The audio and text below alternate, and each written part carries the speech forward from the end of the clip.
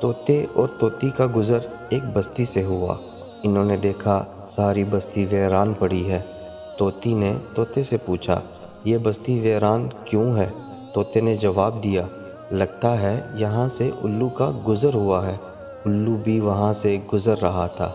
اس نے طوطے کی بات سنی اور وہاں رک کر ان سے مخاطب ہو کر بولا، تم لوگ اس گاؤں میں مسافر لگتے ہو، آج رات تم لوگ میرے مہمان بن جاؤ، میرے ساتھ کھانا کھاؤ۔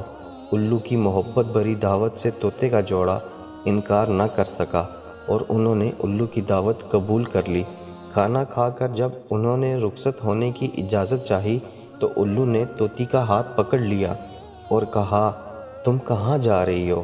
طوطی پریشان ہو کر بولی، یہ کوئی پوچھنے کی بات ہے، میں اپنے خاوند کے ساتھ واپس جا رہی ہوں۔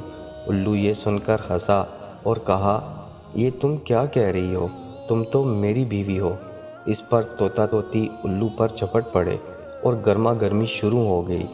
دونوں میں جب بحث و تکرار زیادہ بڑھی تو الو نے طوطے کے سامنے ایک تجویز پیش کرتے ہوئے کہا، ایسا کرتے ہیں، ہم تینوں عدالت چلتے ہیں اور اپنا مقدمہ قاضی کے سامنے پیش کرتے ہیں۔ قاضی جو فیصلہ کرے گا وہ ہمیں قبول ہوگا۔ الو کی تجویز پر طوطا اور طوطی مان گئے اور تینوں قاضی کی عدالت میں پیش ہوئے۔ قاضی نے دلائل کی روشنی میں الو کے حق میں فیصلہ دے کر عدالت برخاست کر دی۔ طوطا اس بے انصافی پر روتا ہوا چل دیا تو الو نے آواز دی، بھائی اکیلے کہاں جاتے ہو؟ اپنی بیوی کو تو ساتھ لیتے جاؤ۔ طوطے نے حیرانی سے الو کی طرف دیکھا اور بولا، اب کیوں میرے زخموں پر نمک چھڑکتے ہو؟ یہ اب میری بیوی کہاں ہے؟ عدالت نے تو اسے تمہاری بیوی قرار دے دیا ہے۔